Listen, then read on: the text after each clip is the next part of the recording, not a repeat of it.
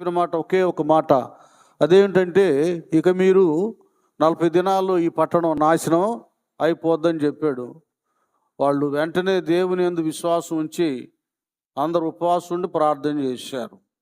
దేవుడు ఉగ్రత రాకుండా తప్పించాడు, వాళ్ళని రక్షించాడు, నినేవే ప్రజలను. ఇలాగున అనేకులు ఉపవాసం ఉండి ప్రార్థన చేసి మేలు పొందుకున్నారు. కొందరు ఉపవాసం ఉన్నా కూడా పస్తులు ఉన్నా కదా, అన్నపానములు లేకుండా అలాగే పడి ఉన్న ఇశ్రాయేలుకు మొదటి రాజైన సౌలు లాంటి వాళ్ళు మేలు పొందుకోవాలి, అపజయాన్ని పొందుకున్నారు. దేవునికి హృదయానుసారుడని పిలువబడుతున్న దావీదు తను చేసిన ఒక తప్పు వలన అతను కూడా తన బిడ్డ ప్రాణం కొరకు ఉపవాసం ఉండి ప్రార్థన చేసిన ఆ బిడ్డ చచ్చిపోయాడు. మనం ఎవరైనా సరే గుండెల్లో పాపం పెట్టుకొని దాన్ని కడుక్కోకుండా ఎంత ఉపవాసం ఉన్నా దేవుడు ఆలకించడు. ముందు పశ్చాత్తాపం ఇవ్వండి, విరిగి నలిగినటువంటి మనస్సు, హృదయాంతరంగాన్ని శుద్ధీకరించుకుంటాం. తర్వాత అంటాడుగా, దేవా నా యందు శుద్ధ హృదయము కలుగు చేయమని. ఇవన్నీ ఉండాలి ఉపవాస ప్రార్థనలలో. ఏదో ఫార్మాలిటీ కొరకు ఆచారంగా శాస్త్రులు పరిచయాలు చేసినట్లుగా చేయకూడదు. జనాలు చూడాలని, నేను వెళుతున్నానని, నాకు భక్తి ఉందని భక్తి ప్రదర్శించుకుంటానికి కాదు, బ్రతుకు సరి చేసుకుంటానికి ఉపవాస ప్రార్థనలు అనబడేటటువంటివి. ఇవి చాలా ప్రాముఖ్యమైనవి. పాపం అంత ప్రయాసపడ్డా సౌలు రాజు ఎక్కడ పోస్తుండాడు, వెళ్ళిపోయి సోదిగా తింట్లో ఉన్నాడు, తిండి తిప్పలు లేకుండా. అయినా ఆమె వండి పెట్టింది తిన్నాడు. ఏం ప్రయోజనం? అన్ని పోగొట్టుకున్నాడు. ఆత్మతో పాటు రాజ్యాన్ని, ప్రాణాన్ని అన్ని పోగొట్టుకున్నారు. నేను చెప్తున్నా, అర్థం చేసుకోండి.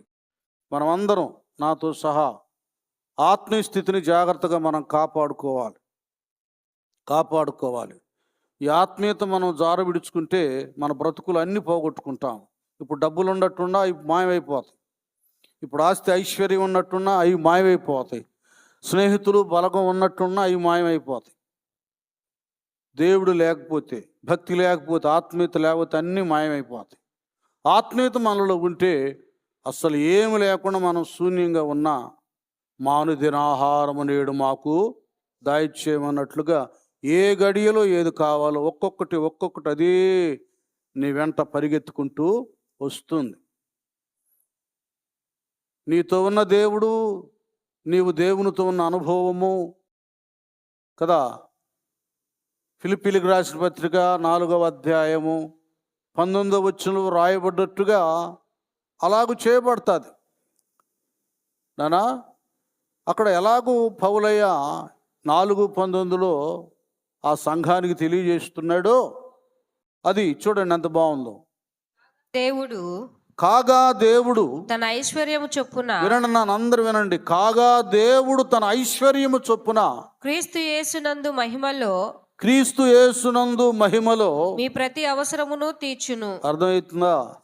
క్రీస్తు యేసునందు మహిమలో మీ ప్రతి అవసరత తీర్చును. అంటే ఆ మహిమ మనలను ఆవరించి ఉండాలి. అది మహిమ లేకుండా లోకం, పాపం, ధనము, లోకాశ, ఈ అపేక్షలు ఇవి ఆవరించుంటే మన అవసరాలు ఏవి తీర్చబడవు. క్రీస్తు యేసునందు మహిమలో మీ ప్రతి అవసరత తీర్చబడును. ప్రతి అవసరం తీర్చబడుతుంది కనుక ఆ మహిమను మనం నిత్యము ధరించి ఉండాలి. అది ధరించి ఉండాలంటే మన ఆత్మీయతను కాపాడుకోవాలి. అది దీనికి ప్రాధాన్యత ఇవ్వాలి. ఎంతమంది సోదరుడి దగ్గరికి వెళ్తే, లేకపోతే భక్తుల మధ్యకి వెళ్తే తనకు తాను ఉపవాసం ఉంటే ఏం ప్రయోజనం? అసలు ఉన్న స్థితిని ఓడగొట్టుకొని ఆత్మీయతనంతా పోగొట్టుకొని ఏం చేస్తే ఏం లాభం? ఎన్ని ఉపవాసాలు ఉన్న ప్రయోజనం లేదు. ఇశ్రాయేల్ మొదటి రాజైన సౌలు ఉపవాసం వ్యర్థమైంది. దావీదు, దేవునికి హృదయానుసారుడైన దావీదు ఉపవాసం కూడా తప్పు చేసి తను చేసిన దాన్ని బట్టి అది వ్యర్థమైంది. తర్వాత సరి చేయబడినాక అనేక విధాలుగా తాను ఉపవసించి ప్రార్థించి గొప్ప జయాన్నే దావీదు గారు సంపాదించుకున్నాడు. ఇక్కడ మనం ఏం చేసామంటే, నిన్న పోయిన ఆదివారం చివర ఆ వచనములో సంఘం ఉపవాసం ఉండి ఆది అపోస్తలుల సంఘం ప్రార్థన చేస్తున్నప్పుడు దేవుడు ప్రవక్తలను రేపుకొని, నేను బర్నబా సౌలును వారిని నా పని కొరకు ప్రత్యేకపరచుడని చెప్పడం జరిగింది. అసలు ఇక్కడ వినాలి, ఇక్కడ ఈ కొన్ని విషయాలు ఉంటే ప్రతిదానికి ఒక క్లారిటీ కావాలి, దానికి అర్థం కావాలి, అందులో పరమార్థాన్ని బయటికి తీసుకురావాలి. ఉపవాసం అని అంశాల వరకు చెప్పుకుంటాం కాదు, అందులో దాచబడి ఉన్నటువంటివి మనం కనుగొనాలి, వాటిని చూడాలి, వాటిని అనుసరించాలన్నమాట. ఇక్కడ సౌలు జీవితం అంటే పౌలుగా మారిన సౌలు జీవితంలో ఇక్కడ సంఘం ఉపవాసం ఉన్న దానికంటే ఆయన ముందుగానే తెలియకుండానే దేవుడు ఈ సౌలును, పౌలుగా మారిన సౌలును 3 దినాలు ఉపవాసం పెట్టాడు. ఎన్ని దినాలు నానా?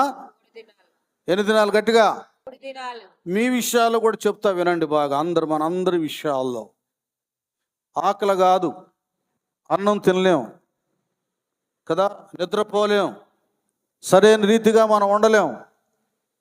ఉపవాసం ఉండం కానీ ఉపవాసం బ్రతుకైపోద్దాం మనకి. ఎందుకంటే మనకు కలిగిన కష్టం, నష్టం, సమస్య, ఇబ్బంది ఏదో ఒక విషయంలో, భర్త విషయంలో భార్యకు కానీ కదా, భార్య విషయంలో భర్తకు కానీ, మళ్ళీ తల్లిదండ్రుల విషయంలో పిల్లలకు కానీ, పిల్లల విషయంలో తల్లిదండ్రులు కానీ, ఏదో ఒక రీతిగా బంధువర్గంలో ఏదో ఒకటి కొలీగ్స్ ద్వారా, నైబర్స్ ద్వారా రకరకాలుగా ఇబ్బందులు కలుగుతుంటాయి.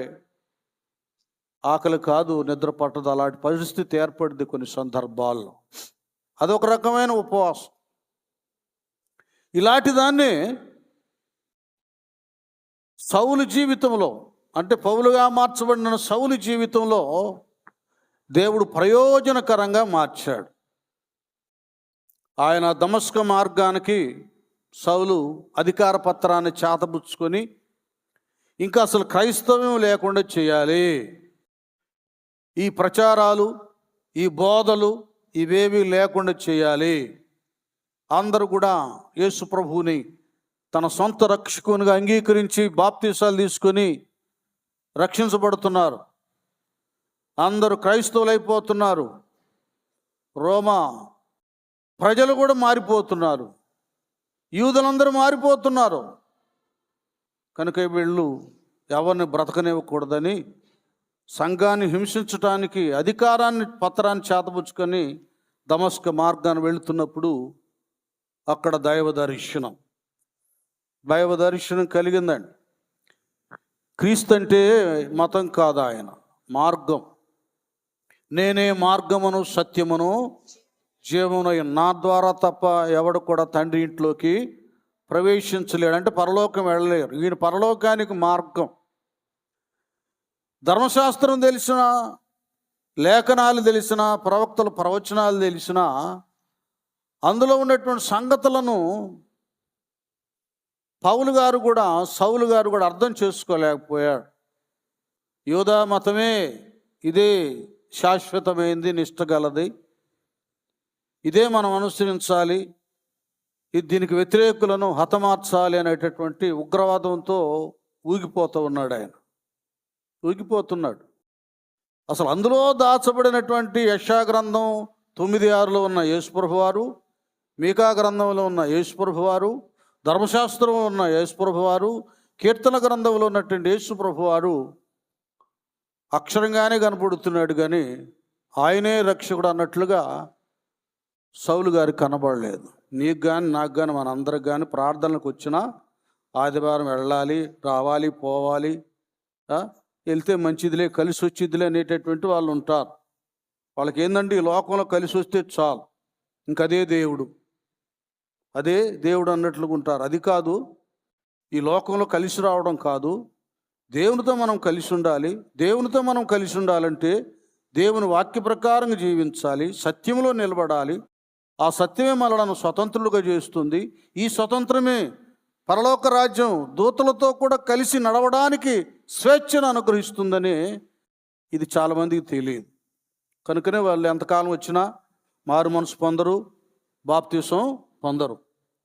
అర్థం చేసుకోండి, వాస్తవ విషయాలు చెబుతున్నా. ఒకవేళ కొందరు బాప్తీసం పొందినా మారు మనసుకు తగిన ఫలాలు ఫలించరు. మారు మనసు తగినట్లుగా వాళ్ళ బ్రతుకుల్లో భక్తి, ప్రార్థన, ఉపవాసం, వాక్య ధ్యానం, వినయము, విధేయత, ఇలాంటి సమర్పణ, హృదయ సమర్పణ జీవితాలు ఉండవు. పేరుకు మాత్రమే క్రైస్తవులు, పేరుకు మాత్రం నీళ్ళలో మునిగేవారు, మునిగి లేచిన తర్వాత దేవుని కొరకు వాళ్ళలో బ్రతుకుండదు. ఇలాగ రకరకాలుగా వ్యక్తులు ఉంటారు. కొందరైతే ఈ రోజున దేవుడు నాతో ఏం మాట్లాడతాడు, ఎలాగ జీవించాలని ఆయన నాకు సందేశం ఇస్తాడు అనేటటువంటి ఆత్మీయ ఆశ కలిగి ఉంటారు వాళ్ళు. ఇవాళ ప్రార్థనకి వెళితే ఏ మేలు జరిగిద్ది, ఏది తీరిద్ది అనేది కాదు. ఈవేళ నేను ఆరాధనకు వెళ్తే దేవుడు నాతో మాట్లాడాలి, నాకు బుద్ధి చెప్పాలి, నన్ను గద్దించాలి, నాకు జ్ఞానోపదేశాన్ని ఇవ్వాలి, నా నేత్రాలు తెరవాలి, నా హృదయం తెరవాలి, నన్ను బాగు చేయాలి, పవిత్రునిగా తనతో నడిచే భాగ్యాన్ని ఇవ్వాలి అనేటటువంటి ఆశతో వస్తారు. అలాంటి ఆశ గల ప్రాణాన్ని దేవుడు తృప్తి పరుస్తాడు. దమస్కు మార్గములో పౌలుకు ప్రత్యక్షమైనటువంటి దేవుడు ప్రత్యక్షం కాగానే, ఆ వెలుగు కలగగానే తనున్న వాహనం మీద నుంచి కింద పడిపోతాడు సౌలు. పడిపోయి ఇక కళ్ళు కనబట్ల, దృష్టి పోతుంది, కళ్ళు మూయబడ్డాయి. ఇక ఆయన గిలగడ కొట్టుకులాడుతూ అది ఇది ఆలోచిస్తుండగా, సౌలా సౌలా నీవు నన్నేలా హింసించుతున్నావు అన్న ఒక స్వరము వినబడింది. స్వరము వినబడినప్పుడు ఈయన అంటాడు, నీవెవడవు ప్రభువా అంటున్నాడు. ఆయన అంటున్నారు, నేను నీవు హింసిస్తున్నా యేసును. అది ఈ ప్రత్యక్షత లేదు. ఆయనేమో డైరెక్ట్గా సమాజాన్ని హింసిస్తూ ఇక్కడ దైవస్వరం వినబడింది. మనమేమో ఇండైరెక్ట్గా హింసిస్తున్నాం. ఇండైరెక్ట్గా దేవుని గాయాలను రేపుతున్నాం. మన క్రియల ద్వారా, మన ప్రవర్తన ద్వారా ఏమండి మనం దేవుణ్ణి దుఃఖపెడుతున్నాం. చేయవలసినటువంటి భక్తి లేదు, సాక్ష్యం లేదు, సత్క్రియలు లేవు, సత్ప్రవర్తన లేవు. ఈ తెలియబడినటువంటి హానికరమైనవి భక్తులకు ఇవి నీకు కనబడవు, కానీ అవి దేవునికి కనబడుతుంటాయి. ఆయన అన్ని చూస్తూ ఉంటాడు. ఇలాగూ వాక్యం ద్వారా దేవుడు మాట్లాడినప్పుడు అది అందరికి అర్థం కాదు, దాన్ని బట్టి ఎవరు సరి చేసుకోరు. ఇక్కడ డైరెక్ట్గా దేవుడే సౌలుతో మాట్లాడి కింద పడేసి తన మతోన్మాదపు అహంకారపు కళ్ళు మూసేశాడు. మూయబడ్డా, ఇంకా అంతే, ఇంకేం అర్థం కాదు, పడిపోయాడు. నానా భలే అద్భుతం కదా. ఇప్పుడు అపోస్తలుల కార్యం 9వ అధ్యాయము 8-9 వచనాలకు వెళ్ళండి. ఇక్కడ కూడా 3 days ఫాస్టింగ్, మనం ఉపవాసం మనం చూస్తున్నాం. సౌలు నేల మీద నుండి లేచి కన్నులు తెరచినను ఏమీయూ చూడలేకపోయెను గనుక వారు అతని చెయ్యి పట్టుకొని దమస్కులోనికి నడిపించిరి. అతడు 3 దినములు చూపు లేక అన్నపానములేమియూ పుచ్చుకొనకుండెను. అది చూసారా? ఎన్ని రోజులు నానా? గట్టిగా 8 దినాలు. అన్ని మీకు చరిత్ర అంతా తెలియాలి క్లియర్గా. బైబిల్ అంటే తెలియాల, తెలిసేటట్టు చెప్పటానికే ఈ తంట నాకు. ఇక్కడ తెలియకుండానే దేవుడు సౌలుకి 3 దినాలు ఉపవాసం ఉండేటట్లుగా, 3 దినాలు చూపు లేదు, అన్నపానములు ఏమి కూడా పుచ్చుకోలేదు. అంటే మంచిళ్ళు కూడా తాగలేదన్నమాట. మీరు అర్థం చేసుకోండి అసలు ఎంత నిష్టగల ఉపవాస దీక్షలో దేవుడు సౌలు గారిని పౌలుగా మార్చడానికి ఉంచాడు. చూడండి, మనం కూడా అర్థం చేసుకోవాలి. ఒకసారి పస్తులు ఉంటాం, అన్నం తినం, అల్లాడిపోతూ ఉంటాం పరిస్థితి. ఆయన నన్ను కఠినముగా శిక్షించిన గాని మరణమునకు ఇది నీకు శిక్ష. నిన్ను పరీక్షించి పరిశోధించి నిన్ను సరిచేసే రోజులని గుర్తెరుగు బిడ్డ. దిగులుతో ఉన్నావు, నువ్వు ఎవరి కోసం దిగులుతో ఉన్నావో దేవుడికి తెలుసు. వాళ్ళు వెళ్తే మాట అనరు, సమాధానం ఉండరు, రారు, ఎవరు చేయరు. ఇక్కడ ఇది దేవుడు పెట్టిన ఉపవాసం. ఇక్కడ నువ్వు తెలుసుకోవలసింది, నువ్వు చెప్పవలసింది యేసయ్యతో. స్తోత్రం, హల్లెలూయా. లెక్కలు వేరు.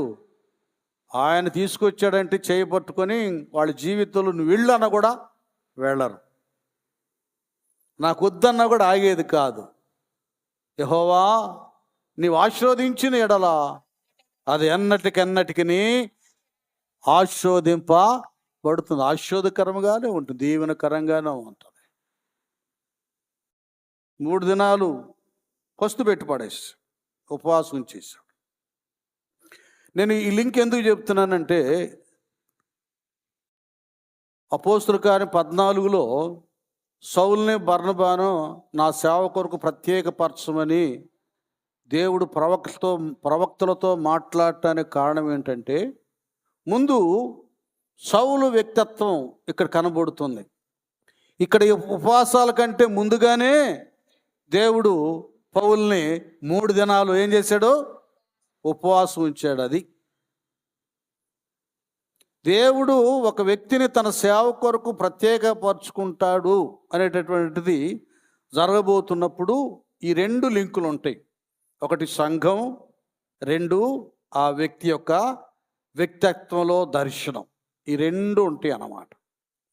ఇది లేకుండా వాడు సంఘాన్ని వదిలిపెట్టి, సంఘాన్ని కాదని సంఘ ఆధ్వర్యంలో కాకుండా స్వతహాగా వెళ్ళిపోయాడు అనుకోండి, అది సైతాను పంపించినట్లే.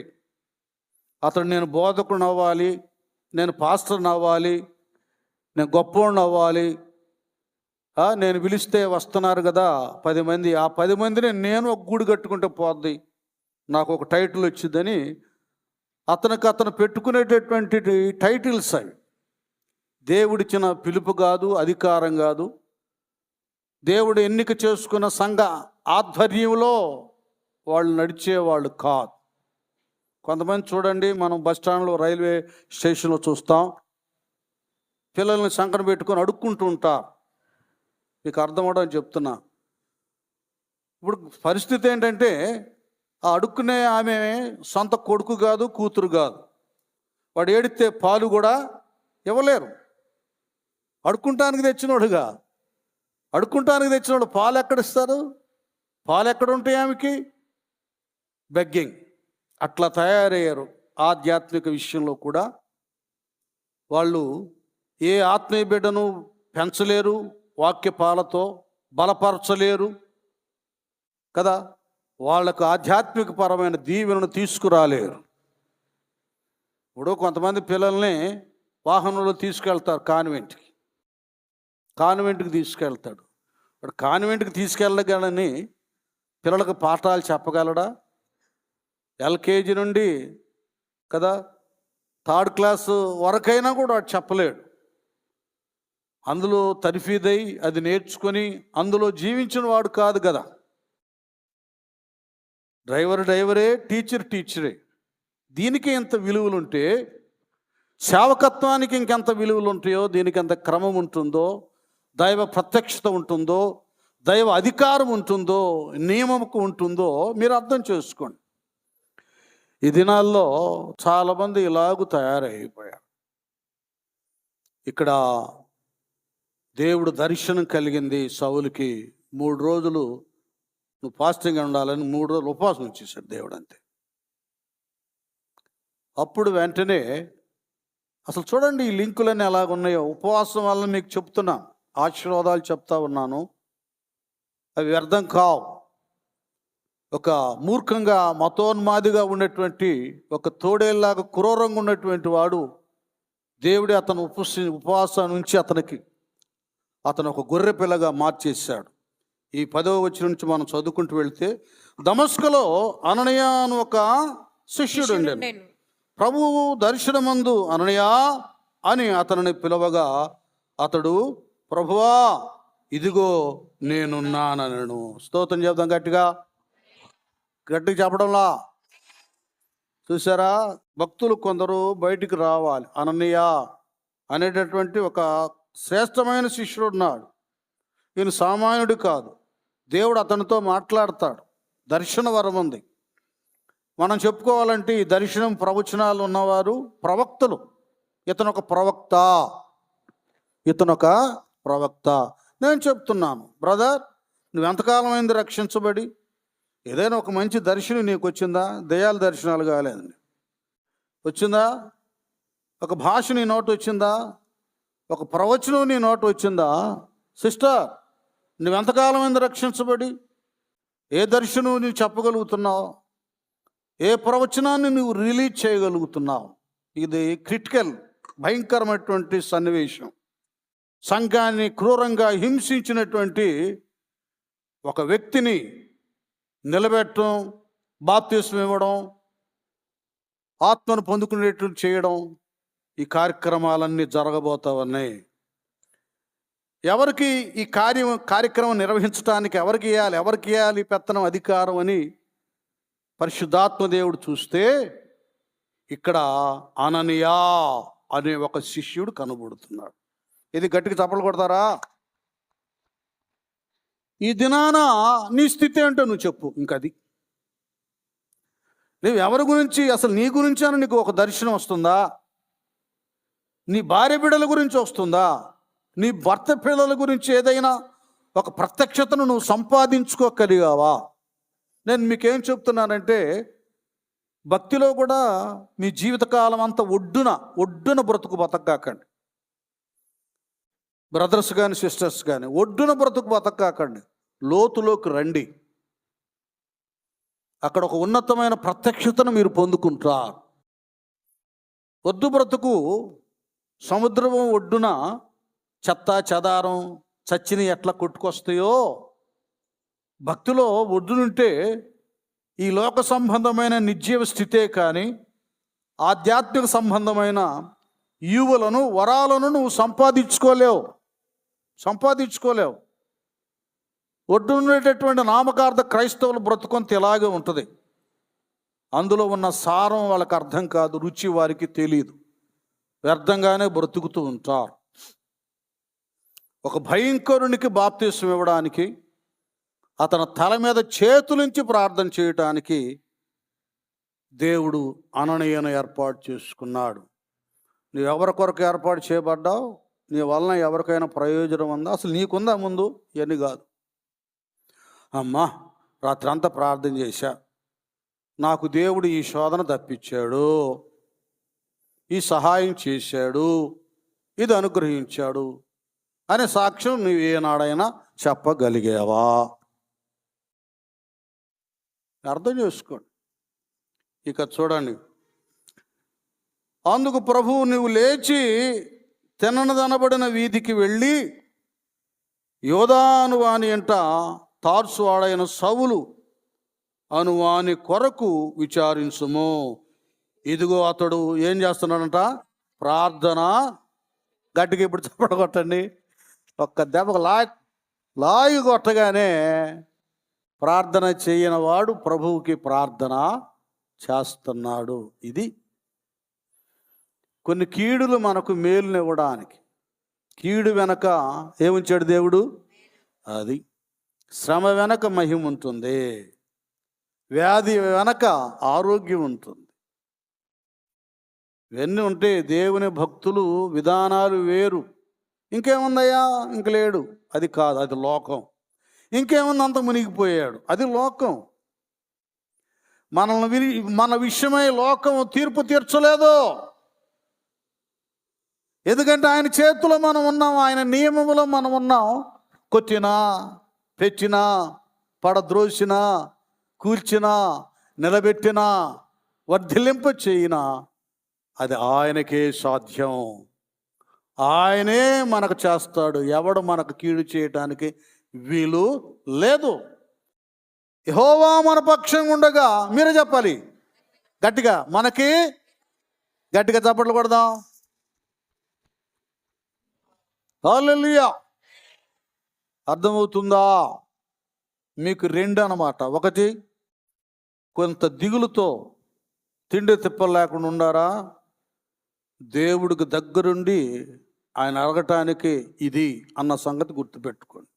రెండవది, ఈ 40 రోజుల ఉపవాసంలో 1-2 ఉదయకాలమో లేక రాత్రి వేళ గడుపుతున్నారా, దేవుడు ఒక ప్రత్యేక ఆధిక్యత నీకు ఇవ్వబోతున్నాడు. క్రీస్తు యేసునందు చెప్పాలి. కాబట్టి మీ ఉపవాస ప్రయాస వ్యర్థము కానే కాదు. దాన్ని నిర్లక్ష్యం చేసిన వాళ్ళు వ్యర్థులైపోవడమే కానీ, దాన్ని ఫాలో అయిన వారు, దాన్ని సద్వినియోగపరుచుకున్న వారు దీవించబడతారు. అనుభవంతో చెప్తా ఉన్నా. కొద్దిగా పనులకి వెళ్ళేవాళ్ళు కూడా ఒకరోజు సెలవు పెట్టుకోండి. ఒక్కరోజని పెట్టండి, ఈ రోజంతా ఉండాలి అని. పగలు ఉండాలి, సాయంత్రం ఉండాలి, పెట్టండి. సాధ్యమైతే అవకాశం ఉంటే 2 రోజులు పెట్టేసుకోండి. ఇది కావాలి మనకు దేవుని దగ్గర.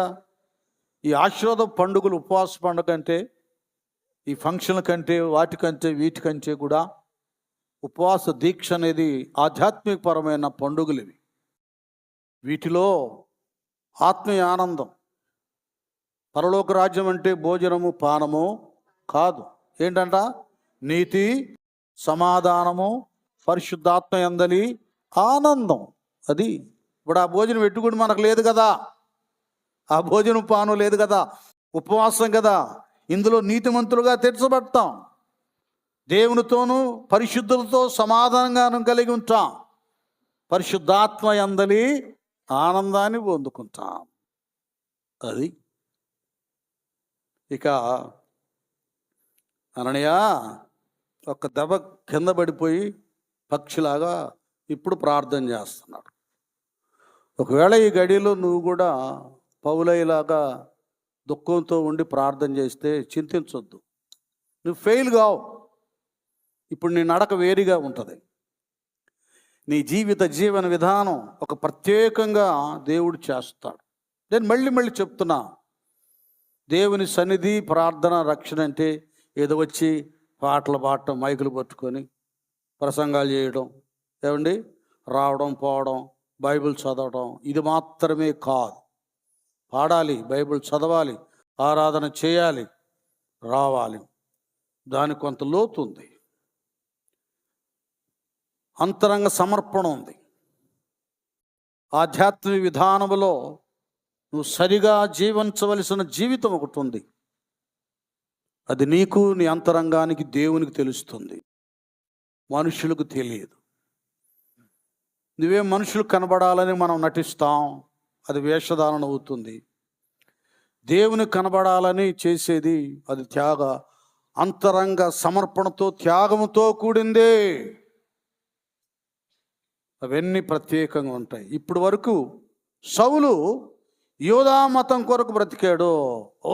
ఏం పొగుడుతున్నారు సౌల్ని?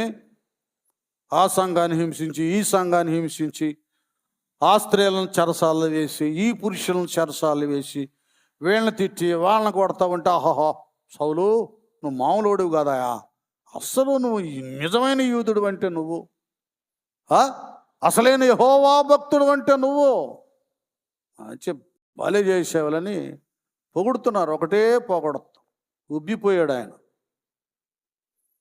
ఇలాగుంటే ఈ లోకతత్వం, మన భౌతికపరమైనటువంటి పైభక్తిని, వేషధారణ చూసి పొగిడేవాళ్ళు ఉంటారు. అది నాశనానికి నడిపిస్తుంది. మన అంతరంగంలో ఒక సమర్పణ, తీర్మానం, త్యాగం ఉంటుందే, విధేయత, దాన్ని చూసి దేవుడు పొగుడుతాడు. ఏమంటాడు? ఈయన నా ప్రియ కుమారుడు, ఈయన యందు నేను ఆనందిస్తున్నాను. దానియేలు నీవు బహు ప్రియుడవు కదా. కనుక అనేక మంది భక్తుల గురించి దేవుడు పొగిడాడు, సాక్ష్యం ఇచ్చాడు. మోషే సాత్వికుడు భూమి మీద, నా ఇల్లంతటిలో నమ్మకమైన వాడు. ఇది దేవుడి దగ్గర సంపాదించాలి మనం. దేవుడి దగ్గర కాకుండా నువ్వు ఆచారంగా జీవించినంత వరకు ఆ లోపల ఉన్నాయే, లోపల ఆ గదిలో ఉన్నాయే ఆ ఆశీర్వాదాలు ఏవి నువ్వు తీసుకెళ్ళలేవు. ఎందుకంటే తాళం వేసే ఉంటుంది. నీకేమో ఆ సామర్థ్యం లేదయ్యా, తాళం తీసే సామర్థ్యం, అర్హత, యోగ్యత, అవకాశం ఏమి లేవు. అక్కడికి వెళ్ళగానే సరే, మన ఇంట్లో లాకర్ ఉన్నా బీరో ఉన్నా తాళం పోగొట్టుకుంటే తంటాలు పడాలి కొన్ని రోజులు. అలాగే భక్తి జీవితంలో దేవుడిచ్చే ఉపవాస ప్రార్థన దీక్ష విధానాన్ని పోగొట్టుకుంటే నువ్వు తాళం చెవిని పోగొట్టుకున్నావు అని అర్థం. ఇక్కడ ప్రార్థన చేస్తున్నాడు ఈయన సౌలు. ఇక స్టార్ట్ అవుతుంది అన్నమాట. ఇక లాకర్ ఓపెన్ చేస్తున్నాడు, ప్రార్థన చేస్తున్నాడండి. అతడు అననీయాను ఒక మనుష్యుడు లోపలికి వచ్చి తాను దృష్టి పొందినట్లు తల మీద చేతులుంచుట చూచి ఉన్నాడని చెప్పాను. ఇప్పుడు గట్టిగా చప్పట్లో. ఈ 3 దినాల పస్తులుండి చేసిన ఉపవాస ప్రార్థనలో ఈ సౌలును ఎవరు పౌలుగా తీర్చగలరు, మార్చగలరు, అభిషేకించగలరు, బాప్తిసం ఇవ్వగలరు, ఎవరు నిలబెట్టగలరో డైరెక్ట్గా ఆ వ్యక్తిని దేవుడు సౌలుకి చూపించాడు. ఆయన పేరేంటి? అననీయా. చరిత్రగా తెలుసుకోండి, మీరు కథలా చెప్తా ఉన్నాను. ఈనాడు సేవ చేస్తున్న సేవకుడు నేను తగుదురమ్మా అని బైబిల్ తీసుకొని వెళ్తున్నాడు. అతనికి ఎవరిని చూపిస్తున్నాడు దేవుడు? అతనికి ఎలాంటి ప్రత్యక్షత అనుగ్రహించబడింది? సంఘముతో, అభిషిక్తునితో, నాయకునితో బంధం, అనుబంధము, సంఘ ప్రవక్తలతో లింకు లేకుండా జరిగే ప్రతిదీ కూడా అది దైవ వ్యతిరేకమైనది, దురాత్మ కార్యమే కానీ దైవ కార్యం కాదు. ఒక నియమాన్ని ఇచ్చాడు దేవుడు. మన గవర్నమెంటే ఒక టీచర్ కావాలంటే దానికి ఉన్నాయి. 6th 7th వాళ్ళకు ఏదో ఆ ట్రైనింగ్ ఉంది కదా. 8th 9th 10th వాళ్ళకి బీఎస్సీ బీఈడి, బిఏ బీఈడి ఉన్నాయి. ఇవన్నీ ఉన్నాయి. టీచర్లు మనకు ఉన్నారు చాలామంది. వాళ్ళు అవన్నీ టెస్టులు రాసిన వాళ్ళు, పాస్ అయిన వాళ్ళు, ఇంటర్వ్యూకి వెళ్ళిన వారు, మళ్ళా కోచ్ ట్రైనింగు కదా, ఏమేమో చేసిన వాళ్ళు. దాన్ని బట్టి అర్హతను సంపాదించుకున్నారు వాళ్ళు. అలాగే దేవుని సేవకత్వ విధానంలో కూడా కొన్ని ప్రత్యక్షతలు, నియమాలు ఉన్నాయి. ఇక్కడ హెడ్ ఆఫ్ ది డిపార్ట్మెంట్ అననీయ అయ్యాడు. సౌలుకి చూపించాడు, ఇదిగో పలానా ఆయన వచ్చి ప్రార్థన చేస్తున్నట్టు. అతను వచ్చేసి తల మీద చేతులు ఉంచుచా అది. అందుకు అననీయ, ప్రభువా, ఈ మనుష్యుడు యెరూషలేములో నీ పరిశుద్ధులకు ఎంతో కీడు చేసి ఉన్నాడని అతని గూర్చి అనేకుల వలన ఇంటిని. చూడండి నాన్న ఎలాగుందో. అక్కడేమో సౌలుకి దర్శనాన్ని చూపించాడు పౌలు గారికి. ఇట్లాగా అననీయ ఆయన వస్తాడు, నీకు ప్రార్థన చేస్తాడు, నువ్వు దృష్టి పొందుకుంటావని. అననీయ వచ్చినట్లుగానే ఆయన పేరు కూడా చెప్పాడు. అబ్బో, ఈ ప్రత్యక్షత సామాన్యమైంది కాదు చెప్పేశాడు. ఇక్కడేమో అననీయకు ప్రత్యక్షమై ప్రభు మాట్లాడుతున్నాడు. ప్రభు మాట్లాడుతుంటే ఈయన అంటున్నాడు, ఏందయ్యా నువ్వు అట్లా అన్నావు? ఆయన మామూలుడా? ఈ మనుషుడు యెరూషలేములో నీ పరిశుద్ధులకు ఎంతో కీడు చేసి ఉన్నాడని అతని గురించి అనేకుల వలన విన్నాను. వినండి నాన్న, కథలా చెబుతున్నా, వినండి. విన్నానయ్యా, మామూలుడు కాదు ఆ సౌలనే అతను, చాలా భయంకరుడయ్యా, అతను కూర్చున్నాను. మరి ఇక్కడను నీ నామమును బట్టి ప్రార్థన చేయ వారందరినీ బంధించుటకు అతడు ప్రధాన యాజకుల వలన అధికారం పొంది ఉన్నాడని ఉత్తరం ఇచ్చానయ్యా. ఈ సంగతి కూడా తెలుసు. ఈ దమస్కులో ఇక్కడ ప్రజలందరినీ కూడా హింసించడానికి ప్రధాన యాజకుల దగ్గర అధికారాన్ని సంపాదించు, అది కూడా తెలుసా. చూడండి, నేను ఇదంతా ఎందుకు చెబుతున్నానంటే, ఒక పస్తుని లేక ఉపవాసుని చేసే ప్రార్థనలో ఏ విధమైన ఆశీర్వాదం, ప్రయోజనం కలుగుతుందో చూడండి. చాలా గొప్పది. అంటే కొద్దిగా మీరు ప్రార్థన చేయండి నా కోసం. ఒక పాట వచ్చింది పోయిన ఆదివారం నరసరావుపేటలో సాయంత్రం. ఉపవాస ప్రార్థనలు ఉపయోగములు ఎన్నో, ఉపేక్షించుకు సోదరా అపేక్షించుము సోదరి అని అట్లా లిరిక్ వచ్చింది. ఇప్పుడు వచ్చిన రాసేలేండి, కొద్దిగా దానికోసం ప్రార్థన చేయండి. ఎందుకు దేవుడు అలా ప్రేరణ ఇచ్చాడు. ఉపవాస ప్రార్థనలో ఉపయోగములు ఎన్నో. ఉపేక్షించొద్దు బ్రదర్స్, సోదర అపేక్షించుము సోదరి. ఇలాగా అలా చాలా ఉన్నాయిలే, ఇక్కడ చాలా ప్రయోజనాలు ఉన్నాయి. నేను చెప్తున్నాను, మీరు యూత్ కూడా రండి నాన్న, రండిరా, మీరు వచ్చేయండి, అమ్మ వచ్చేయండి, మీరు టైం ఉన్నప్పుడు అలా రండి. కొద్దిగా మీకు ఓపిక ఉంటే పగలు కదా భోజనం ఏం చేయకుండా మధ్యాహ్నం 2 గంటల దాకా నుండి అప్పుడు వెళ్ళి భోజనం చేయండి. అంటే మీకు ఓపిక ఉంటుంది నేను చెప్పేది. లేకపోయింది పాస్ గారు చెప్పాడు కళ్ళు తిరిగి పడిపోయానని చెప్పకండి. ఓపిక ఉంటే వచ్చి ప్రార్థన చేసుకోండి. అలా సాయంత్రం అన్న ఉందండి ఏదో టైంలో. ఇంకొద్దిగా షుగర్ బీపీ వాళ్ళు కొద్దిగా కంట్రోల్లో ఉంచుకోండి. ప్రార్థన చేయండి చాలు. ఇక పెద్ద వయస్కులు మీరు ప్రార్థన చేస్తే చాలు. ఉన్న రోజుల్లో యమనప్రాయంలో ఉపవాసాలు ఉన్నారు. ఇప్పుడు మీరు వచ్చి కాలు పెడితే చాలు, మోకరిస్తే చాలు, దేవుడు మేలు చేస్తాడు. ఇక విషయంలోకి వెళదాం. ఇక అనేకులు విన్నానాయంటే ఇక ఇక్కడ కూడా అధికారం తీసుకొని వచ్చాడయ్యా అని ప్రభువార్త చెప్తున్నాడు అననీయ గారు.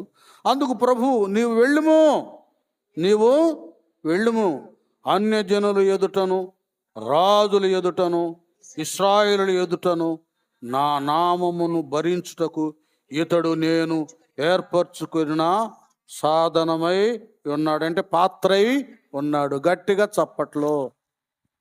అర్థమవుతుందా? ఉపవాస ప్రార్థనలు ఉపయోగాలు ఆశీర్వాదాలు. నువ్వేమి డిస్టర్బ్ అవ్వద్దు అననయ్య. వస్తాడు, ప్రార్థన చేయి, బాప్తిస్మీ ఇంకేమైనా చెయ్యి. ఎందుకంటే సామాన్యుడు కాదు. ఇప్పుడు దాకా ఎంత హింసించాడో సంఘాన్ని, సంఘం కొరకు అన్ని శ్రమలు హింసలు అనుభవించపోతా ఉన్నాడు. ఎట్లుంటే చూడు దేవుడి కార్యాలు. కంటికి కనబడవు, చెవికి వినబడవు, హృదయానికి గోచరం కావో. ఇలాగుంటాయి. మీలో ఎంతమంది ఉన్నారు అంటే ఎక్కువ మంది మరి కన్వర్ట్ అయినటువంటి భక్తులు ఎక్కువ కదా. ఎంతమంది ఉన్నారు తెలియక ప్రభువును దూషించిన వారు, ద్వేషించిన వారు, ఫలానోడు దేవుడు అన్నవాళ్ళు కదా. ఎంతమంది ఉన్నారు?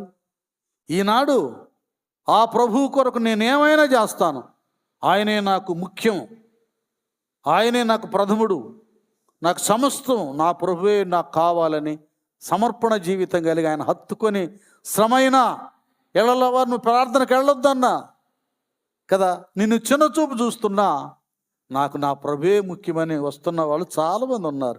గట్టిగా చప్పట్లు కొడదాం దేవునికి స్తోత్రాలు. శిష్యులు అపనిందలు హింసలు, అపోస్తులు శిష్యులు అపనిందలు హింసలు అన్నిటి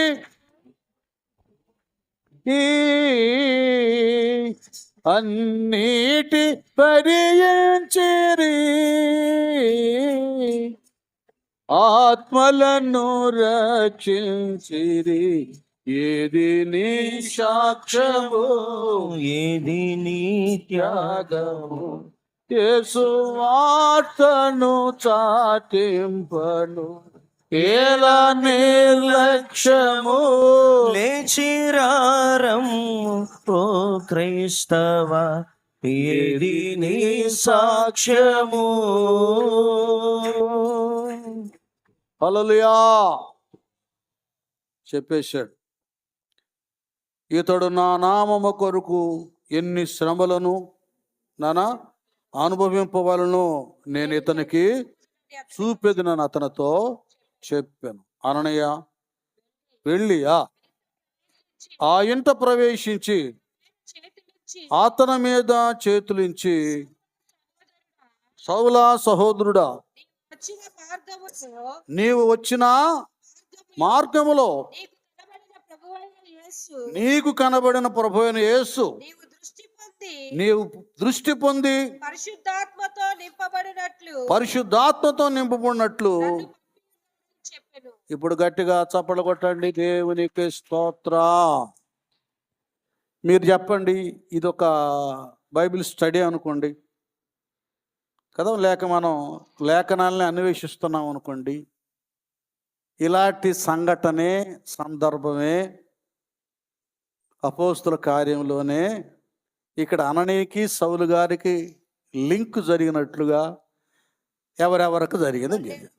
గట్టిగా చెప్పుకోమా, మైకులో ఉన్నగ దగ్గరే. కొర్నేలికి పేతురుకి, అది కొర్నేలికి పేతురుకి ఇలాంటి సందర్భమే, సన్నివేశమే, సంఘటనే జరిగింది. కొర్నేలికి దేవుని దూత కనపడ్డారు, అలాగే ఎప్పేలు ఉన్న పేతురికి కనబడ్డారు. ఇట్లా దర్శనం ఇలాగుంటుంది. నేను మళ్ళీ చెప్తున్నా వినండి. నీ ఒక్క వ్యక్తికే దర్శనం ఇస్తే ఆ పని చేయటానికి పూనుకోవద్దు. నాకెళ్ళి చూడండి, అమ్మలారు అక్కలారు అందరూ, పెద్ద ప్రవక్తమైనా ఎవరివైనా సరే, నీ వరకే ఒక దర్శనం వస్తే ఇది చేయాలి, అది చేయాలని నువ్వు దాన్ని చేయటానికి పూనుకోవద్దు. లేఖనం ఏం చెబుతుందంటే, 2-3 సాక్షులుంటేనే అది స్థిరపరచబడుతుంది. నీకు లాంటి దర్శనం మరొకరికి రావాలి. నువ్వు ఒక పని చేయమని దేవుడు ఎలాగ చెప్తున్నాడో అది మరొకరికి చేయాలి. ఈ 2 ఉంటేనే సపోర్ట్. అప్పుడు ప్రార్థనాపూర్వకంగా ఆ పని చేయడానికి నువ్వు పూనుకో. నేను మహాభక్తుడిని, భక్తురాలని అనేటటువంటి ఫీలింగ్లు ఇవ్వగాకండి ఎవరు. అది సరైంది కాదు. ప్రతి దర్శనానికి, ప్రవచనానికి ఒక పద్ధతి, నియమం ఉంది. అది లేఖనమే దానికి సమాధానం చెప్తా ఉంది. మనకు ప్రామాణికం ఏంటంటే పరిశుద్ధ గ్రంథం, అందులో ఉన్నటువంటి వాక్యాలు. అది లేకుండా వాడిని ప్రవచనాలు చెప్పినా, ఈవెన్ని దర్శనాలు చెప్పినా అది మనం నమ్మకూడదు. అది వాక్యానుసారమైంది అయితేనే మనం అంగీకరించాలి, అనుసరించాలి. అక్కడేమో పౌలు గారికి కళ్ళు డైరెక్ట్గా అననీయ అన్న పేరే చెప్పేశాడు పరిశుద్ధాత్మ దేవుడు. ఇక్కడేమో అననీయ గారికి ఇది వస్తాడు, అక్కడ యోధా అనే వ్యక్తి దగ్గర ఉన్నాడు. యోధా ఉన్నాడు ఈ సౌలని ఆయన, వెళ్ళి అతకు నువ్వు ప్రార్థన చేయి. అర్థమవుతుందా? ఉపవాసం వలన ఎలాంటి ప్రభావవంతమైన కార్యాలు జరుగుతాయో. ఇక్కడ అననీయతో మాట్లాడాడు దేవుడు, అక్కడ 14వ అధ్యాయంలో అసలు సంఘంతోనే మాట్లాడాడు సౌలు గురించి. అర్థమవుతుందని నేను చెప్పేది? సంఘంతోనే మాట్లాడాడు.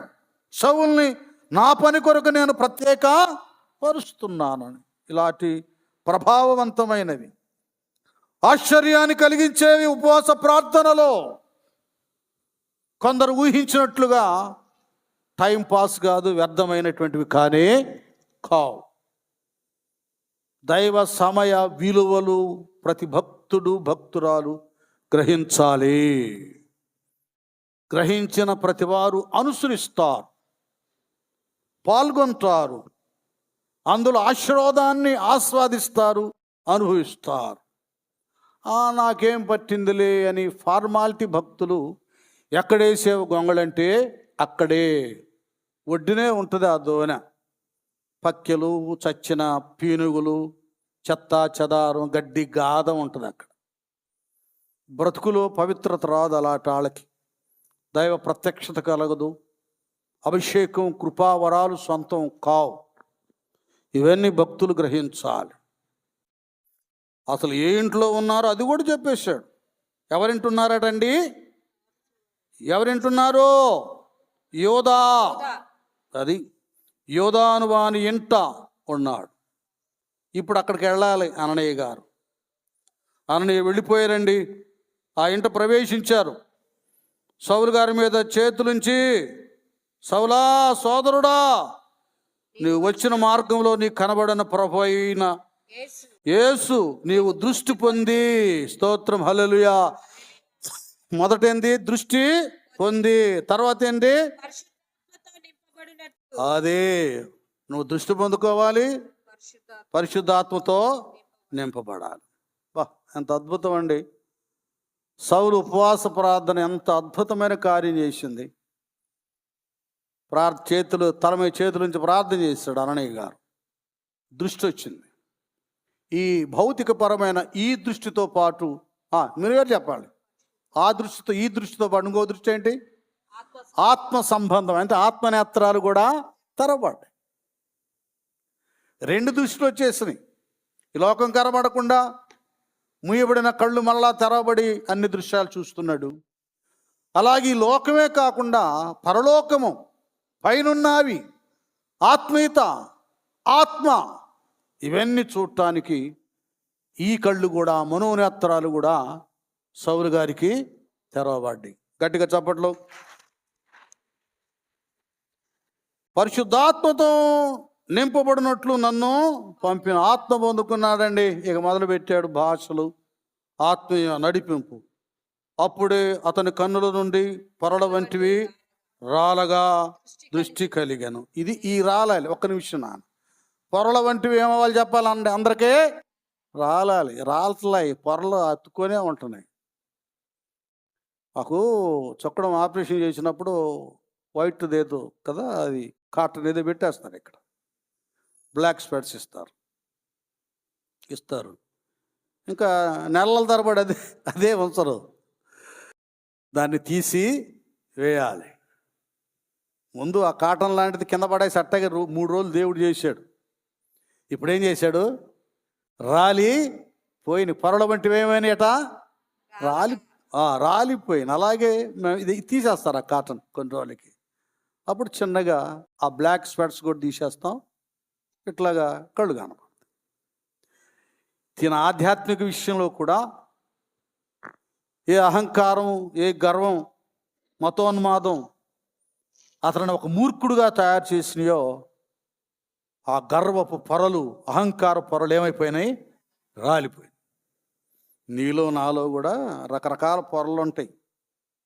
ఈ పొరలు అడ్డం ఉన్నంత వరకు నీకు దేవుడు కనపడడు, దర్శనం కనపడదు, వాక్యం కనపడదు కదా. ఏవి ఆధ్యాత్మిక పరంగా కనపడవు. అక్షరంగా కనపడతాయేమో కానీ అక్కడ రాయబడ్డట్టుగా నీ ధర్మశాస్త్రమునందు ఆశ్చర్యమైన సంగతులను చూచినట్లు నా కన్నులు తెరు. అక్షరంగా చూస్తావు, ఆది ఎందు వాక్యం ఉండదు, ఏమిడో ఉండటం అక్కడ చదివేస్తావు. అంతరంగం, లోపల ఉన్నటువంటి ఆత్మయ నిర్వచనం, భావం అది నీకు తెలియదు. అది తెలియాలంటే ఆత్మ పొందుకోవాలి. ఆత్మ పొందుకోవాలంటే ఈ పొరలు రాలిపోవాలి. రాలవు నీకు. ఈ బడాయి పొరలు రాలవు, ఆచార పొరలు రాలవు, డాంబిక పొరలు రాలవు, స్వార్థ పొరలు రాలవు. ఇవి రాలిపోవాలి నాన్న. భక్తి లోతు చాలా ఉన్నతమైనది. అది ఏదో వస్తున్నాం, తింటున్నాం, పోతున్నాం, ఏదో చిన్న చెత్తకు ఉద్యోగం వచ్చిందిలే చాలే, ఇంతటితో నీ అభివృద్ధిని, ఆశీర్వాదాన్ని నువ్వు ఆపుకోవద్దు. నేను చెప్తున్నా వినండి.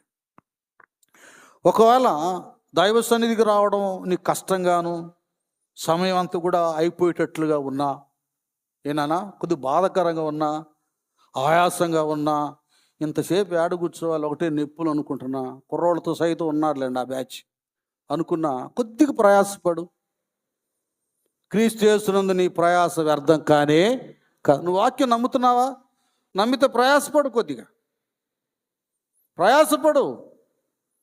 నీకు అన్ని విషయాల్లో దేవుడు ప్రమోషన్ ఇస్తాడు. ఇది అర్థం కావట్లేదండి ప్రజలకి. ఒక గడియ అనుకూలతను చూసుకుంటున్నారు కానీ, అబ్బా ఆదివారం వెళ్ళాలా, అబ్బా 2 గంటలకు కూర్చోవాలా, ఈ శరీర సంబంధమైన ఈ బాధను దృష్టి ఉంచుతున్నారు కానీ, భక్తిహీనులతో నివసించుట కంటే నీ మంది రావడములో 1 దినము గడుపుట 1000 దినాల కంటే శ్రేష్టమైనటువంటి వాక్య వచనములో ఉన్నటువంటి ఆ ప్రభావాన్ని ఎవరు కనుగొంటంలా. చాలా విలువైంది ఇది. అది చేయాలి. మీరు అది చేయండి. ఆదివారం నియమ కూడికలు అన్నిటికీ దైవ సన్నిధిలో మరల వేకుని లేవడం, 2 భార్యాభర్తలు 2 మోకరించి ప్రార్థన చేయడం, ఒక అధ్యాయం చదువుకుంటాం, చక్కగా కొత్త పాటలు నేర్చుకుంటాం. పదా రేపు వెళ్ళి మనం మందిరంలో పాడదామని రావడం.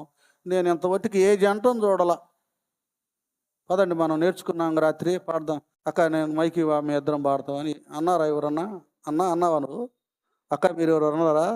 రక్షణ పొందుకున్నవాడు నేర్చుకున్నారా? అకుల్లా ప్రిస్కులా లాగా తయారవ్వండి. ఎందుకు దరిద్రంగా అననీయ సఫేర్లాగా? అంతేగా. ఇది కావాలి, మీరు రావాలి. సంఘం అనేది ఎట్టగట్టబడింది అనుకున్నావు? అకుల్లా ప్రిస్కులా దగ్గర, వాళ్ళు పౌలే దగ్గర బాగా నేర్చుకున్నారు. పాట నేర్చుకున్నారు, ఆధారం చేయడం నేర్చుకున్నారు, ప్రసంగాలు చెప్పడం నేర్చుకున్నారు, ప్రార్థన చేయడం నేర్చుకున్నారు. భారం బాధ్యత వచ్చేసింది. అసలు ఇంట్లోనే సంఘం ఏర్పడి కనుక విలువైనది ఉపవాస సమయం. ఇక వెళ్ళిపోయాడు. అననీయ గారు వెళ్ళి ప్రార్థన చేశాడు. అతని కనుల నుండి పరల వంటివి రాలగా దృష్టి కలిగింది. లేచి బాప్తిసం పొందాడు. బాప్తిసం కూడా ఇచ్చేసాడు. అన్నీ చూడండి టకా 3 రోజుల తర్వాత అన్నీ జరిగిపోయింది. అయ్యా బాప్తిసానికి నిర్లక్ష్యం చేయకండి. ఎవరైనా రెడీగా ఉంటే, నాన్న మనం బయటకి ఎక్కడికి వద్దులే, నీళ్లు కూడా బాగల, ఇన్ఫెక్షన్ ఎక్కువ ఉంది, పొల్యూషన్, ట్యాంక్ నింపేస్తాం, శుభ్రం క్లీన్ చేసి. నాచార్య గారు దాని సంగతి చూడు పైంది ట్యాంక్, ఎందుకంటే ఆయన అంటారులే టక్కుమంట, శుభ్రంగా క్లీన్ చేసేసి దాన్ని నింపేస్తాం. ఇంక అక్కడే బాప్తిసాలు ఇద్దాం చక్కగా. నాన్న వెంటనే ఇక్కడ నేను చెప్పట్లేదండి, పొరల వంటివి రాలగా దృష్టి కలిగి లేచి బాప్తిసం పొందెను. అది ఆహారం పుచ్చుకొని, అది గట్టికి ఇప్పుడు చప్పట్లు కొట్టడం దేవుని స్తోత్రం. చూసారా? ఆహారం తీసుకొని బలపడ్డాడు. ఇది ఒక స్టెప్. వినండి, బాగా అర్థం చేసుకోండి. నీ భక్తి వ్యక్తిత్వంలో కూడా ఇది ఒక స్టెప్. నీకు వ్యక్తిగతంగా నీ ప్రార్థన, నీ ప్రత్యక్షత, ఇవన్నీ ఇలాగూ జరుగుతూ ఉన్నా, ఇన్ని జరిగినా కొంతమందికి పౌలు గారి మీద అనుమానం వస్తానే ఉంది. ఏందిరా చిన్నగా గొర్రెల మధ్యలో తోడేలు చేరినట్లుగా చేరేడేమో,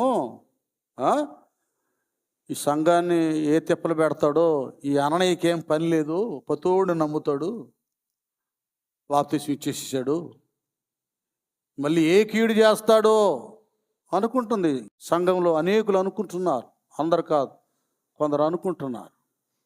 చాలా డిస్టర్బ్గా ఉంది. నాన్న ఇప్పుడు చదువురా, తర్వాత మనం ఎక్కడికి వెళ్దామంటే చదువులే. అతడు యెరూషలేములోనికి వచ్చి శిష్యులతో కలుసుకొనుటకు యత్నము చేసెను గాని అతడు శిష్యుడని నమ్మక అందరూ అతనికి భయపడిరి. ఎన్నో వచ్చినది? 26 చూడండి. 9:26లో అతడు శిష్యుడని నమ్మక అందరూ అతనికి భయపడిరి. అది చూసారా, అందరు భయపడ్డారు. వీడు మళ్ళీ చిన్నగా పాసగారు చేర్చుకుంటున్నాడు, ఇంకెంత కుంపు పెడతాడు. అప్పుడైతే అలాంటి వాళ్ళు లేరు, కానీ ఇప్పుడైతే ఉండారు. కొంతమందిని నేను వాళ్ళు రావడానికి ఇష్టపడకపోవడం కారణం ఏంటంటే, నేనేం అనని అంత గొప్పవాడు కాదు, అప్పుడు సంఘం అంత శక్తివంతుడిని కాదు. ఎవడొచ్చి ఎవరిని లాకెళ్ళిపోతాడో తెలియదు. మీరు బాగా అర్థం చేసుకోండి. మీ జీవితంలో కూడా మీరు నాకు కానీ, సంఘానికి కానీ, మరెవరికి కానీ ఒక్కసారి ఒక నష్టాన్ని కీడు చేస్తే, ఇక జీవితకాలం అంతా ఆ వ్యక్తులు మిమ్మల్ని నమ్మరు. నేను ఒకటే చెబితే ఇలాంటి వాళ్ళకి నేను వాళ్ళని క్షమిస్తా. అలాంటి వాళ్ళని నేను ఒకవేళ నాకు సంఘాన్ని కీడు చేసి, సంఘాన్ని చీల్చి, ఇందులో ఉన్న వ్యక్తులను తీసుకెళ్ళి ఒక సంఘం పెట్టి, మందిరం పెట్టి ఏది చేస్తే క్షమిస్తా, దేవుడే చూసుకుంటాడని క్షమిస్తాను. కానీ నా జీవితకాలంలో ఎప్పుడు వాళ్ళని నమ్మను. అది నా దగ్గర ఉండాలి. వాళ్ళు నా దగ్గరికి వద్దులే నాయన, వందనాలు, నేను హాస్పిటల్లో ఉండవద్దు, నేను ఎక్కడుండా, నన్నేం వాళ్ళు చూడొద్దు, నన్ను పరామర్శించొద్దు. అంతేగా, నన్ను చూడటానికి వచ్చి మధ్యలో వాళ్ళతో వీళ్ళతో మాట కలిపి మళ్ళీ ఆ నలుగురిని తీసుకెళ్ళొచ్చాము. కాపరిగా మా గొర్రెలను మేము జాగ్రత్తగా కాపాడుకోవలసిన బాధ్యత మా మీద ఉంది. నేను అందుకే నమ్మను, కఠినంగా ఉంటా. కొంతమంది విమర్శించుకున్న పర్లేదు, ఏదో తెలిసో తెలియక చేశాడు, మళ్ళీ వస్తానంటే చేస్తానంటే అంటే ఎట్ట కుదిరిద్ది ఆ పని? ఇప్పుడు కొంతమంది బ్రదర్స్ వచ్చారు, ఒక పరివర్తనతో, ఒక సమాధానంతో ఎంటర్ అయ్యారు సంఘం. సమాధానంతో ఎంటర్ అయ్యారు. నేను వాళ్ళని నమ్ముతున్నా, పూర్తిగా ధైర్యంగా ఉంటున్నా. వాళ్ళు ఏదో వచ్చేసి ఇష్టం వచ్చినప్పుడు రావడం కదా, ఇష్టం లేనప్పుడు వెళ్ళిపోవడం, ఇలా చేస్తూ ఉంటే మిగతా విశ్వాసులు డిస్టర్బ్ అయిపోతారు. మనం కూడా ప్రార్థనకి ఇష్టమైతే రావచ్చు, ఇష్టం లేకపోతే వెళ్ళిపోవచ్చు, ఇంకో చోటకి వెళ్ళొచ్చు, ఎట్లనే తిరగవచ్చు. దుష్టులు అలాగుండక గాలి చెదరగొట్టు పొట్టు వెళ్ళి దుష్టులాగా ఉండొచ్చు అని నేర్చుకుంటారు. ఇక్కడ క్లియర్గా వాక్యం ఏం చెబుతున్నాయంటే, వారు దేవుని మందిరములో నాటబడి, అది నాటబడాలి విశ్వాసం. అప్పుడు అలాగుంటారు. ఆకు వాడక తన కాలమందు ఫలమిచ్చు అతడు చేయనదంతయు. ఇలాంటి దరిద్రులు ఏదైనా చేసినా కూడా ఫెయిల్ అయిపోద్ది, అట్టర్ ఫ్లాప్ అయిపోద్ది. ఎందుకంటే మనసు సరైంది కాదు. ఇంత మహాభక్తునే సౌలు గారినే నమ్మల యెరూషలేములో, మళ్ళీ ఏం కీడు చేస్తాడు. కొద్దిగా ఆత్మీయ లోతులు ఎరిగిన వాడు గనక బర్నబా అనమ్మా ఏమంటాడు బర్నబా గారు? అయితే బర్నబా అతనిని దగ్గరకు తీసి అపోస్తుల యొద్దకు తోడుకొని వచ్చి, అతడు త్రోవలో ప్రభువును చూచెననియు ప్రభువు అతనితో మాట్లాడననియు అతడు దమస్కులో యేసు నామమును బట్టి ధైర్యముగా బోధించెననియు వారికి వివరముగా తెలియపరిచెను. చాలు, అంతగా చాలే, ఇంకెక్కువ కటికి చప్పట్లు కొట్టండి. ఇవన్నీ ఇలాగ సంఘటనలు జరుగుతూ ఉన్నాయండి. ఆ రోజులు ఈ రోజులు ఎట్లా ఉందో చూడు తేడా. ఇప్పుడు ఎట్లా ఉన్నారంటే ఈ విశ్వాసులందరూ భయం లేని కోడంట ఎక్కడ పెట్టింది గుడ్డు? తెగిచ్చారు. ఒక మాట చెప్పాలంటే ఎంత భయంకరంగా దురాత్మ వాళ్ళని ఆవరించిందంటే, వాళ్ళు దేవుని వాక్యానికి, దైవ సేవకునికి, సంఘ ప్రవక్తలకు, సహవాస నియమానికి వ్యతిరేకమైన వారుగా తయారవటమే కాకుండా దుష్ప్రచారం చేస్తూ ఉన్నారు. వ్యతిరేకంగా కోరహు, దాతాను, అభిరాములాగా తయారయ్యారు. భయం లేదు.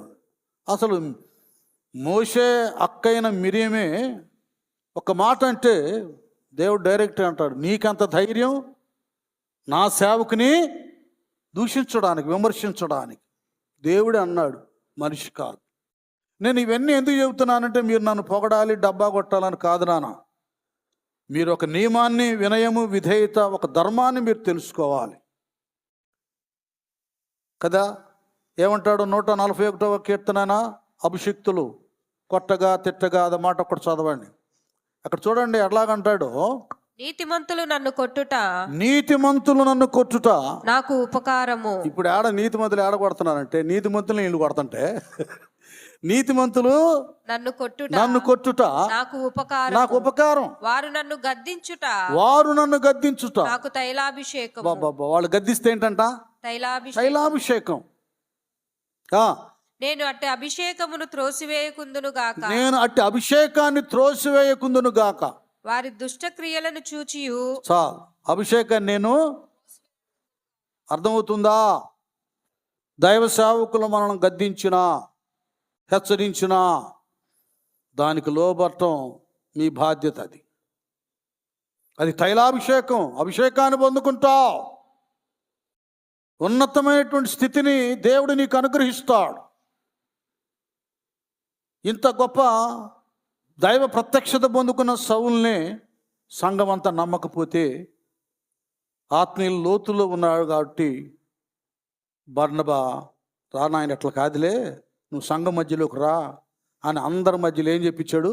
సాక్ష్యం చెప్పించాడు. అది మనం ఎప్పుడు ఒక వ్యక్తిని చేర్చుకోవాలంటే, కీడు చేసిన వాళ్ళని సమాధాన పడాలి, పశ్చాత్తాప హృదయం రావాలి. నా ఇంట్లోనే నా బిడ్డలు ఉన్నారు.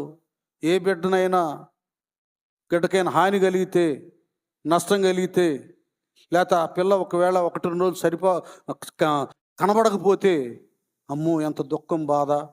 మరి ఈ సంఘం ఇది, ఆత్మీయ బిడ్డలు, విశ్వాసులు, నేను ఇంతమందిని దోచుకొని వెళ్ళిపోయానే, సేవకుడు ఎంత దుఃఖపడతాడో అనేటటువంటిది చాలామంది దుష్ట మనస్కుల్లో రాదది. అది వచ్చినటువంటి ఒక సోదరుడు ఏడ్చి వచ్చి మాతో మాట్లాడాడు, ఏడుస్తూ, నేను చాలా తప్పు చేశాను, నేను భయపడుతున్నాను, నా తర్వాత నాకు ఇంటికి ఏ కీడు కలుగుతుందని ఏడ్చి సమాధానపడ్డాడు. అంటే ఆయన నా దగ్గర ఏడ్చాడని నేను గొప్పడని చెప్పడంలా, దైవ నియమాన్ని మీ మధ్యలో బోధిస్తున్నా అంటాడు. దిద్దుబాటు నీకు అసహ్యం, నా కట్టడలను వివరించేది వేళ. మనోళ్ళు అంటారు దెయ్యాలంట ఏమి ఒలికిస్తున్నాయంట, అది వేదాలు. వీడు ప్రసంగం చేసిన దెయ్యాలు వేదాలు ఒలికించినట్లే. ఈ సమాధానం, ఇలాంటి ఐక్యత, పశ్చాత్తాపం లేనటువంటి వాడు ఎవడైనా సరే, దేవుడు అలాంటి వాళ్ళకి వార్నింగ్ ఏమి ఇస్తాడంటే, కీర్తనకు అక్కడ వెళ్ళిపోదామా మరిమ తల్లే, ఆ కీర్తన. భక్తిహీనులతో దేవుడు ఇట్లు సెలవిచ్చుచున్నాడు, నా కట్టడలు వివరించుటకు నీకేమి పని నా నిబంధన నీ నోట వచించదవేమి దిద్దుబాటు నీకు అసహ్యము గదా. చూసారా ఎలాంటి వాళ్ళు, దిద్దుబాటు నీకు అసహ్యము గదా. నీవు నా మాటలను నీ వెనుకకు త్రోసివేసెదవు. నీవు దొంగను చూచినప్పుడు వానితో ఏకీభవించెదవు. ఎంత భయంకరలో చూడండి, వానితో ఏకీభవించెదవు. వ్యభిచారులతో నీవు సాంగత్యము చేసెదవు. కీడు చేయవలనని నీవు నోరు తెరచుచున్నావు. నీ నాలుక కపటము కల్పించుచున్నది. నీవు కూర్చుండి నీ సహోదరుని మీద కొండెములు చెప్పుచున్నావు. నీ తల్లి కుమారుని మీద అపనిందలు మోపుచున్నావు. ఇట్టి పనులు నీవు చేసినను నేను మౌనినై ఇంటిని. అందుకు నేను కేవలము దేవుడు ఇలాంటి వాళ్ళకి వార్నింగ్ ఇస్తున్నాడు. నేను కేవలము నీ వంటి వాడనని నీవనుకొంటివి. అయితే నీ కన్నుల ఎదుట ఈ సంగతులను నేను వరుసగా ఉంచి నిన్ను గద్దించెదను. అయిందా? వీళ్ళంత తేలిగా దేవుడు వదిలిపెట్టడు. నేను చెప్తున్నా, కొన్ని కఠోరమైన దైవ కట్టడాలు చెప్పకపోతే విశ్వాసులు పాడైపోతారు. దేవోక్తి లేని ఎడల జనులు కట్టులేక తిరిగి ఏమైపోతారు, నశించి. కొంత హితోపదేశం చేయాలి. మీరు పవిత్రులుగా నిష్ఠా నియమాలతో ఏలియా దగ్గర ఎలీషాగా మీరు బ్రతకాలంటే, రెండంతల అభిషేకాన్ని పొందుకోవాలంటే ఈ క్రమశిక్షణ మీ బ్రతుకులకు చాలా అవసరం. అంత మంచి ప్రవక్త దగ్గర ఉండి గెహాజీ ఏమి నేర్చుకున్నాడు? నయమాను కుష్టి తెచ్చుకున్నాడు. ఇది అపోస్తలుల సంఘం. ఇది స్త్రీలు కన్నీటి ప్రార్థనతో ఆరంభమై అనేక మంది అపోస్తలులు ఒక 40 సంవత్సరాల క్రితమే ఇక్కడ అడుగుపెట్టి బోధించి నిలబెట్టి కట్టిన సంఘం. దేవుని ప్రణాళికతో ఏర్పాటు చేయబడినటువంటి దాన్ని చులకనగా మాట్లాడితే, చిన్న చూపు చూస్తే, దైవ సేవకుని సేవకురాలని విమర్శిస్తే, దేవుని సంఘాన్ని డిస్టర్బ్ చేస్తే కదా, దేవుడు తన స్వరక్తం ఇచ్చి సంపాదించిన సంఘం. రక్తం కార్చిన ఆయన ఊరుకుంటాడా? యజమానుడు ఊరుకుంటాడా? ఎప్పటికైనా ఇలాంటి వాళ్ళు శిక్ష అనుభవించక తప్పదు. లేఖనం చెప్తా ఉంది.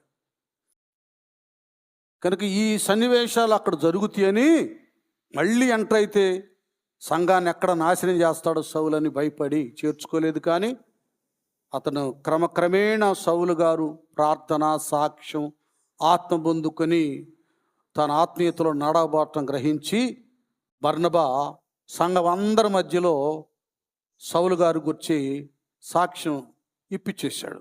సాక్ష్యం చెప్పాడు, అయ్యా నేను చెప్పేది అబద్ధం కాదని ఏడుస్తూ చెప్పాడు కన్నీటితో. అప్పుడు వాళ్ళకి అర్థమైపోయింది.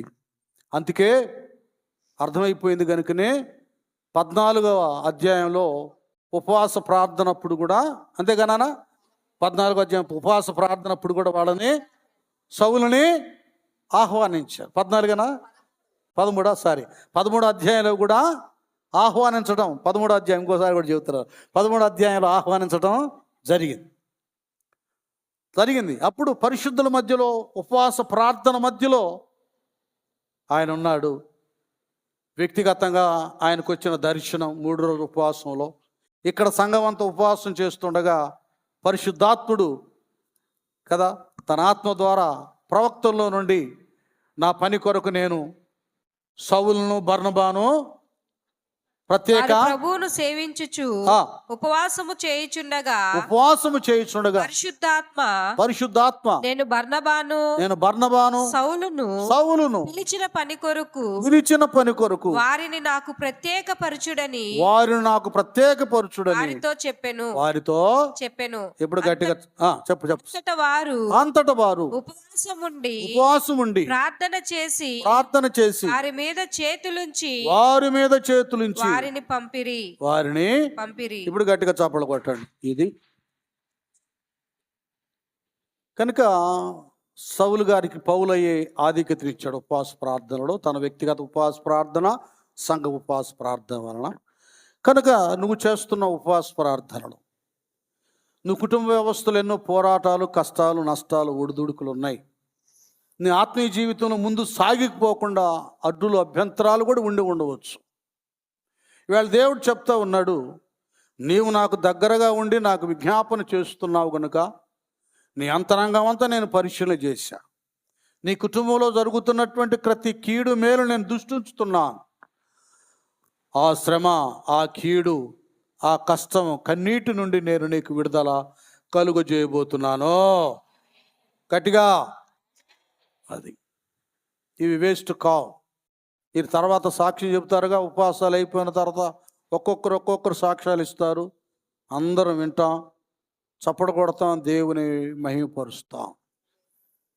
ఇది పరిశుద్ధ గ్రంథంలో పాత నిబంధనలో నుండి క్రొత్త నిబంధన వరకు కూడా ఉపవాస ప్రార్థనలు ఏవి వ్యర్థం కాక నేనే వారు చేసినప్పుడు కదా, మరి యోవేలు ప్రవక్త ప్రవచించినప్పుడు చేసినప్పుడు, అలాగే మరి ఎజ్రా, నెహెమ్యా, అలాగే ఎస్తేరు గ్రంథంలో వాళ్ళు ఉపవాసాలు చేసినప్పుడు ఎన్నెన్నో అద్భుత ఆశ్చర్య కార్యాలు జరిగించి కీడు చేయదునని ఉద్దేశించి ఉరికొయ్యనే సిద్ధపరిచిన హామానుకు అంతం కలిగించాడు కదా.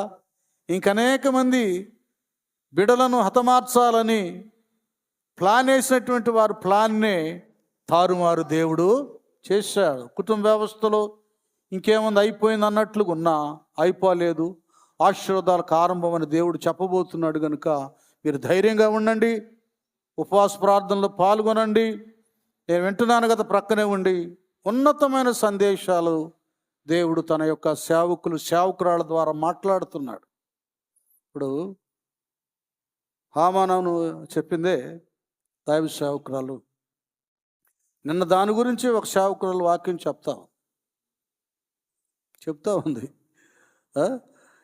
ఈయనట్లాగా హామాను ఎలాగూ అధికారాన్ని, పత్రాన్ని చేతపుచ్చుకున్నాడు, రాజముద్రికను ముద్రించేటట్టు చేశాడో, మరి సౌలు గారు కూడా అదే అధికార పత్రాన్ని చేతపుచ్చుకొని క్రైస్తవులను హింసించడానికి వెళ్ళాడు. అక్కడేమో హామాను కుటుంబానికే అంతం వచ్చింది. ఇక్కడైతే సౌలు పౌలుగా మారిపోయాడు. 2 జరుగుతాయండి. మనల్ని హింసించిన వారు, అడ్డులు అభ్యంతరంగా ఉన్నవారు సౌలు పౌలుగా మారినట్లుగా మారతారు. కీడు చేయటానికి ఉద్దేశించిన హామాను కుటుంబం ఏ గతి పట్టిందో ఆ గతిన పెడుతుంది. ఇది నేను శాపం పెట్టట్లా, జరిగిన సంభవాలు మీకు ముందు పెడుతున్నా, ఇంకంతే. ఇది శాపం కాదు, నష్టం కాదు, శపించడం కాదు.